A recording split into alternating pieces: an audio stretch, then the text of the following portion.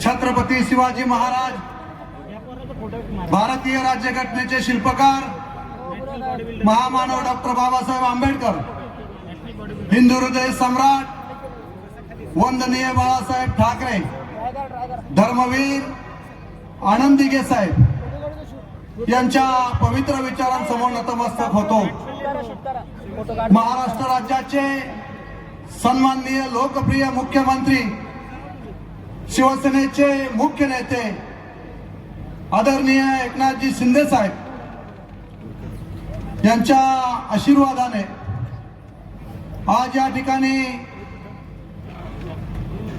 जो लोकार्पण सोहळा या ठिकाणी संपन्न होत आहे आणि या सोहळ्याला उपस्थित असणारे आणि आपल्या साऱ्यांना मार्गदर्शन करणारे सन्माननीय महाराष्ट्र राज्याचे मुख्यमंत्री एकनाथजी शिंदे साहेबांचं सर्वप्रथम या ठिकाणी स्वागत करतो। त्यानंतर मावळ मतदारसंघाचे संसद रत्न पुरस्काराने 5 वेळा सन्मानित केलेले आमचे मावळचे लोकप्रिय खासदार सन्माननीय श्रीरंगप्पा बारणे साहेब यांचंही या ठिकाणी स्वागत करतो। रायगडची तोप म्हणून ज्यांच्याकडे संपूर्ण महाराष्ट्र पाहतो ते आमचे विधानसभेतील सदस्य आणि माझे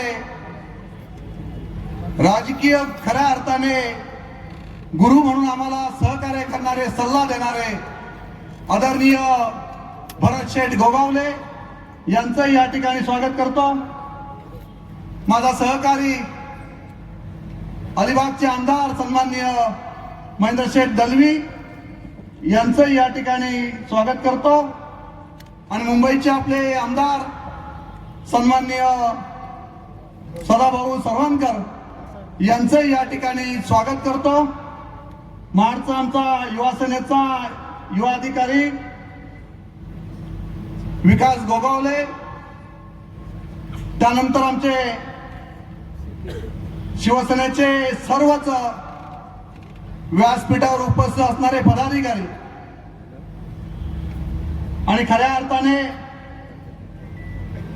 वारकरी संप्रदायाला या मतदारसंघातून ते पंढरपूर आळंदीपर्यंत सांप्रदायिक वारसा देणारे आमचे गुरुवर्य राणे महाराज असतील, गुरुवर्य रामदास महाराज, गुरुवर्य जाधव महाराज, गुरुवर्य लांबे महाराज, गुरुवर्य मांडे महाराज, गुरुवर्य देशमुख महाराज, गुरुवर्य वारकरी संप्रदायाचे सर्व संत सज्जन मंडळी, आरपीआयचे माझे दोन्ही सहकारी या ठिकाणी राहुलजी डाळिंबकर आणि त्यानंतर आरपीआयचे जिल्हा अध्यक्ष असणारा माझा सहकारी मित्र नरेंद्रजी गायकवाड आणि बीजेपीचे सगळे माझे सहकारी आणि या ठिकाणी मोठ्या संख्येने उपस्थित असणारे माझे सर्व शिवसैनिक, सर्व श्री सदस्य आणि तमाम वारकरी संप्रदायांना मी मनापासून या ठिकाणी मानाचा जय महाराष्ट्र या ठिकाणी घालतो।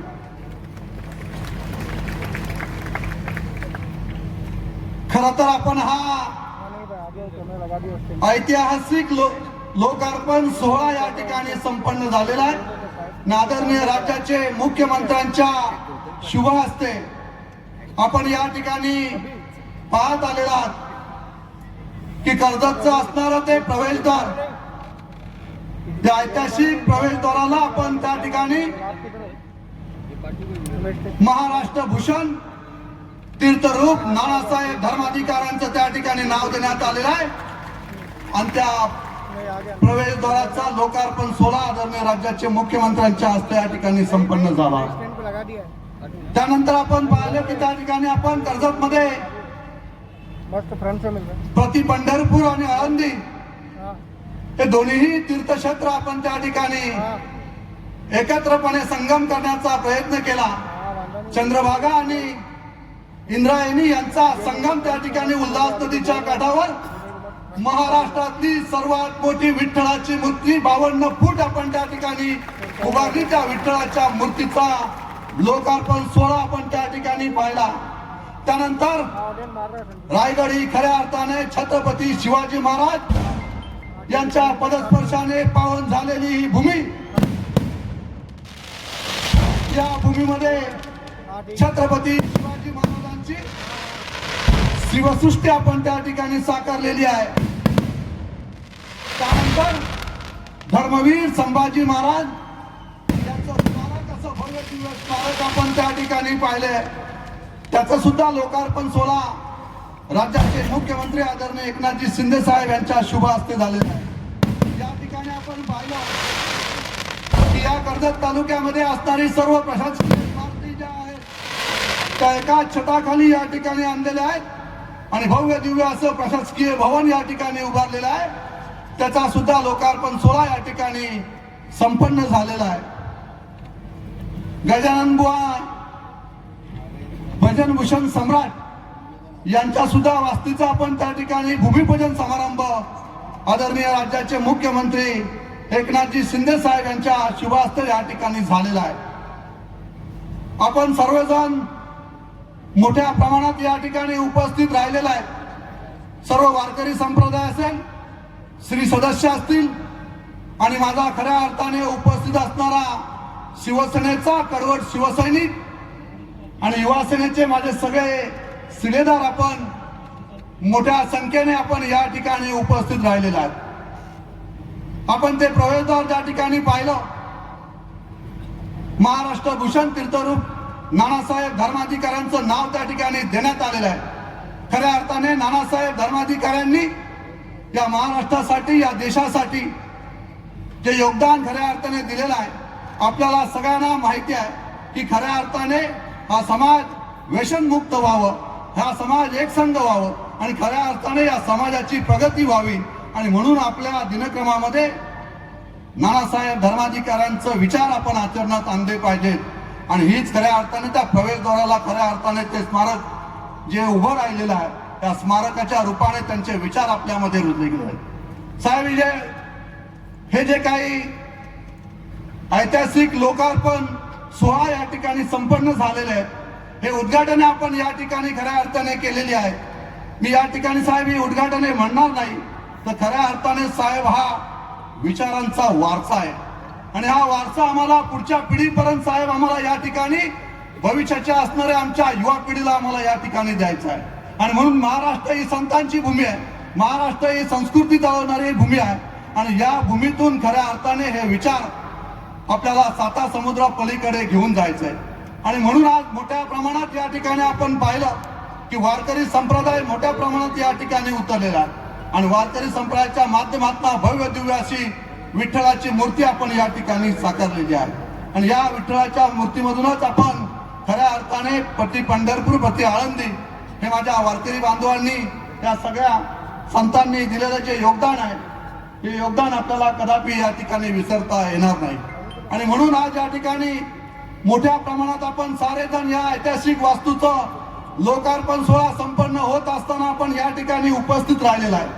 छत्रपती शिवाजी महाराजांनी दिलेलं योगदान हे तुम्हाला साऱ्यांनाच कदापि विसरता येणार नाही. आणि म्हणून रामदास स्वामींनी दासबोधामध्ये असं म्हटलेलं आहे, या भूमंडलाचे ठाई धर्मरक्षी ऐसा नाही, महाराष्ट्र धर्म हिंदू धर्म राहिला काही तुम्हा कारणे. या महाराष्ट्रामध्ये हिंदू धर्मच राहिला असेल तो फक्त आणि फक्त छत्रपती शिवाजी महाराजांमुळे शिल्लक आहे. आणि या शिवाजी महाराजांचे मावले म्हणून आम्ही सारेजण या ठिकाणी उभे आहोत आणि म्हणून आपण हे सारेजण मोठ्या संख्येने या ठिकाणी उपस्थित आहात. आज मला या ठिकाणी ही उपस्थिती पाहून आपण त्या ठिकाणी पाहिलं तर सोहळा हा ऐतिहासिक आहे. साहेबांची पडलेला शाबासकीची थाप हीच माझी खऱ्या अर्थाने 4 वर्षामध्ये जी विकास कामे या मतदारसंघामध्ये आम्ही केलेली आहेत, त्याचं खऱ्या अर्थाने साहेबांनी दिलेली शाबासकी हेच आमचं खऱ्या अर्थाने पारितोषिक आहे. मित्रांनो, या 4 वर्षामध्ये अनेक ऐतिहासिक कामे या मतदारसंघामध्ये आतापर्यंत आपण या ठिकाणी केलेली आहे. जवळजवळ साहेब 4 वर्षामध्ये 800 कोटी रुपयाचा निधी या मतदारसंघामध्ये आतापर्यंत आपण आणलेला आहे. आणि आज या ठिकाणी जे ऐतिहासिक लोकार्पण सोहळा संपन्न होत आहे, जी भूमिपूजन या ठिकाणी झालेले आहेत, जवळजवळ बरेचसे 272 कोटी रुपयाचे निधी आपण या ठिकाणी आज लोकार्पण सोहळा या ठिकाणी संपन्न होत आहे. त्याचं भूमिपूजन आज या ठिकाणी झालेलं आहे. आणि म्हणून आज आपण या ठिकाणी सारेजण मोठ्या संख्येने आपण या ठिकाणी उपस्थित आहात. साहेब आज खऱ्या अर्थाने या ठिकाणी आलेले आहेत. मला बरंच काही बोलायचंय, परंतु साहेबांना दिल्लीवरून फोन चालू आहे आणि त्यांना मुंबई येथे अर्जंट त्या ठिकाणी जायचं आहे. परंतु साहेब, या मतदारसंघाची परिस्थिती आपल्या समोर मांडतोय. या मतदारसंघाने आतापर्यंत खूप सोसलेला आहे. हा मतदारसंघ वंदनीय बाळासाहेबांच्या विचाराने प्रेरित झालेला हा मतदारसंघ आहे आणि या मतदारसंघाचा आमदार म्हणून मी आपल्या समोर उभा आहे. आपण दिलेला वेळोवेळी आशीर्वाद, आपण दिलेलं सहकार्य, या माध्यमातून सातत्याने मी आपल्या बरोबर ठामपणे उभा आहे. मी या ठिकाणी साहेब 5 मिनिटं थोडी आपली जास्त घेतोय, परंतु मला क्षमा असावी. मी या ठिकाणी मित्रांनो आवर्जून तुम्हाला या ठिकाणी सांगेल की एक किस्सा साहेबांबद्दल मी या ठिकाणी नक्कीच आपल्याला 2 मिनिटं सांगणार आहे. साहेब, 20 जूनचा तो दिवस होता. त्या दिवशी आम्ही विधान भवन मध्ये विधान परिषदेचं मतदान केलं आणि विधान भवनच्या बाहेर उभे राहिलो. साहेब माझ्या समोर उभे होते. साहेबांनी मला सांगितलं आम्हाला की चला आपल्याला जायचंय. कुठे जायचंय माहित नव्हतं, परंतु साहेबांचा आदेश हा शेवटचा आदेश होता आणि आम्ही तात्काळ रायगडचे 3ही आमदार गाडीमध्ये बसून निघालो. बघता बघता आम्ही सुरतला पोहोचलो. सुरतला पोहोचल्यानंतर त्या ठिकाणी 5 आमदार आम्ही त्या ठिकाणी उपस्थित होतो. साहेब आमच्या समोर अगोदर पोहोचलेले होते. साहेब तिथे उपस्थित होते. साहेबांचा तो चेहरा पाहिला. साहेब थोडेसे नाराज दिसले, दुःखी दिसले. एवढं मोठं शिवधनुष्य पेळायचं होतं मित्रांनो, दुःख तर साहजिक असणारच. वंदनीय बाळासाहेबांच्या चरणी कायमस्वरूपी आपलं संपूर्ण आयुष्य वेचलेलं नेतृत्व, त्यावेळेस ते दुःखी पाहिलं आणि माझ्यातला कडवट शिवसैनिक जागा झाला. मी साहेबांच्या समोर आलो.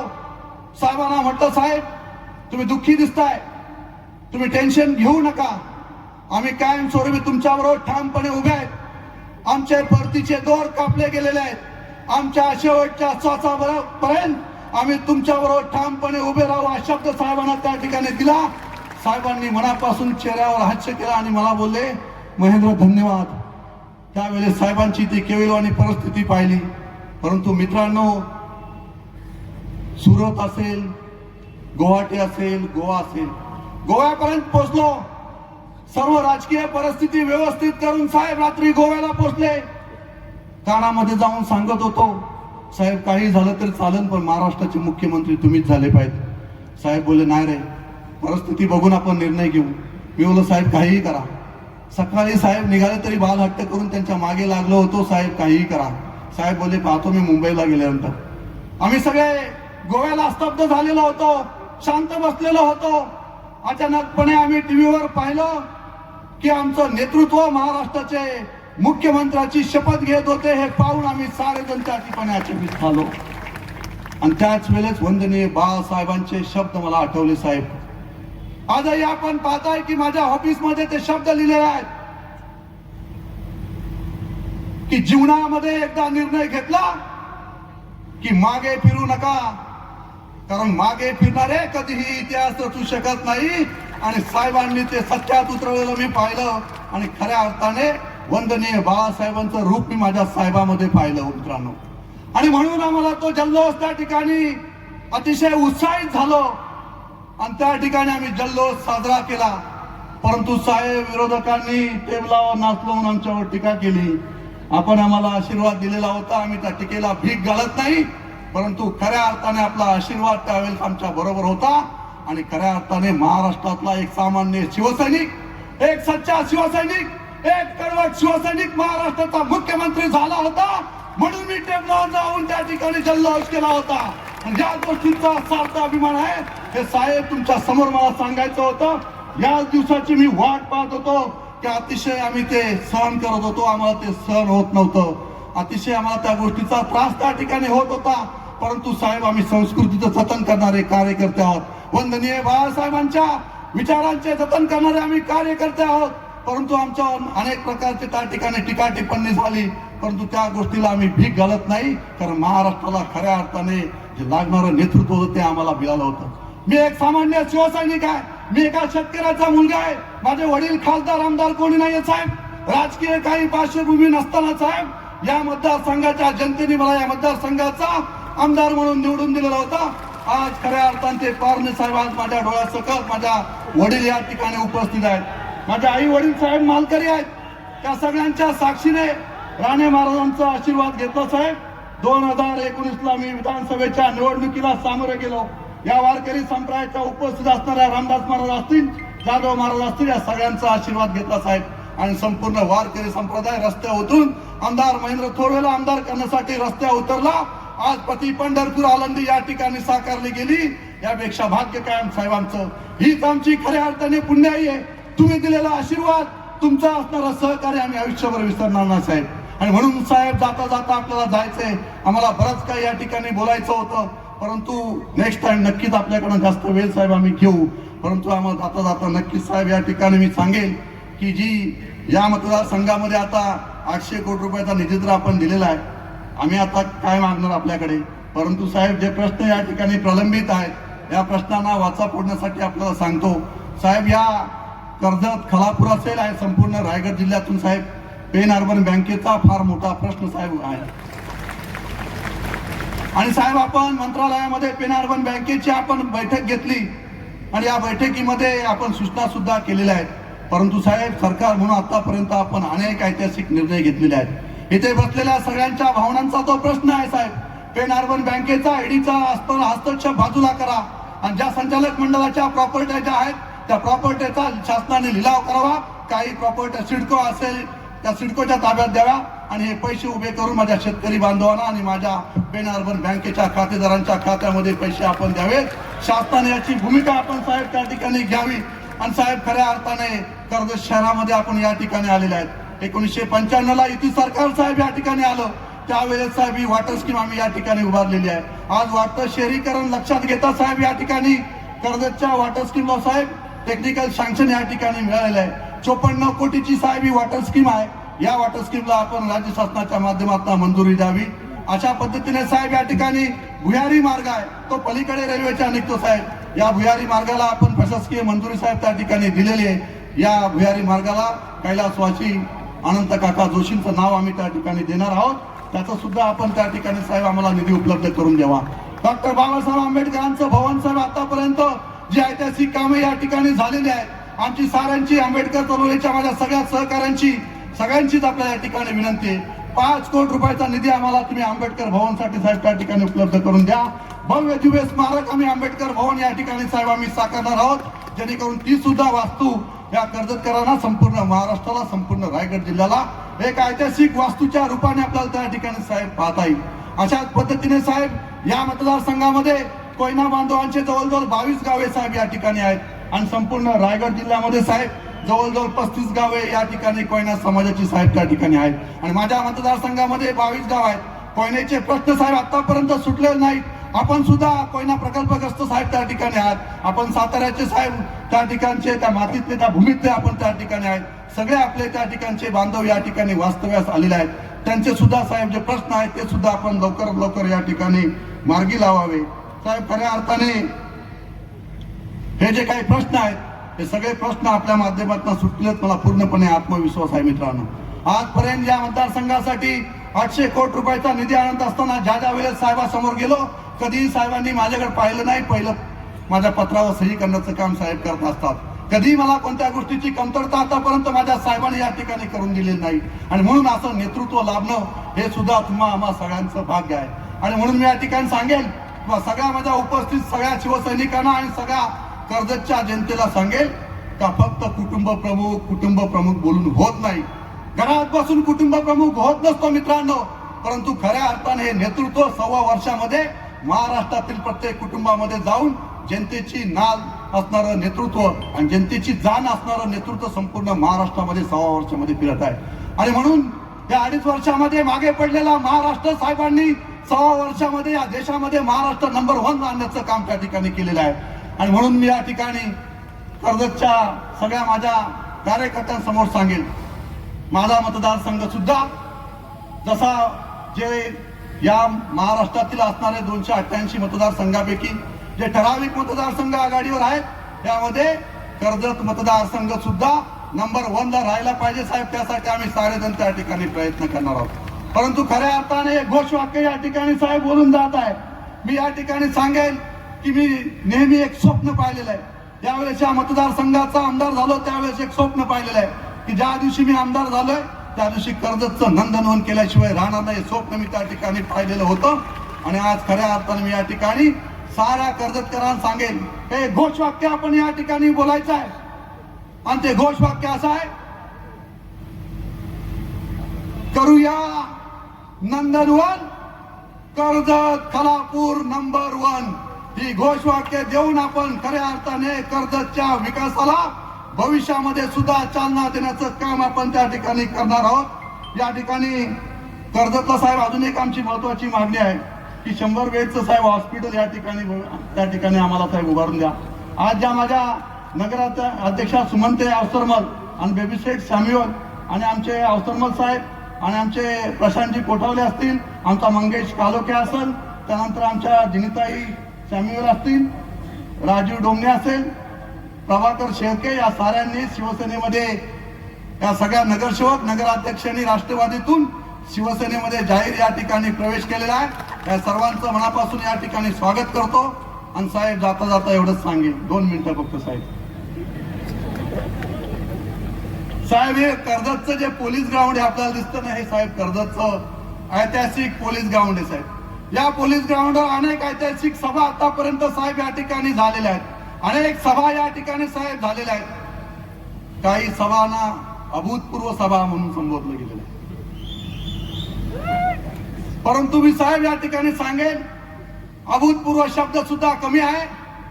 याची उपस्थित असणारी ही सभा जी आहे ही या पोलीस ग्राउंडवरची सभा, ही ऐतिहासिक सभा, न भूतो न भविष्य अशी सभा साहेब या ठिकाणी झालेली आहे. आणि ही खऱ्या अर्थाने शिवसेनेचा वारसा जपण्याचं काम, ह्या शिवसेनेच्या विचारांचा वारसा जपण्याचं काम आम्ही सारेजण एकत्रपणे करू आणि शिंदे साहेबांचं हात बलकट करण्याचं काम आम्ही एकत्रपणे येऊन करू. आणि आज सगळ्यांना मनापासून उपस्थित असणाऱ्या साऱ्यांना मनापासून या ठिकाणी जय महाराष्ट्र करतो. उपस्थित माझ्या सर्व सहकार्यांना या ठिकाणी जय महाराष्ट्र करतो आणि या ठिकाणी आपली रजा घेतो. जय हिंद, जय महाराष्ट्र.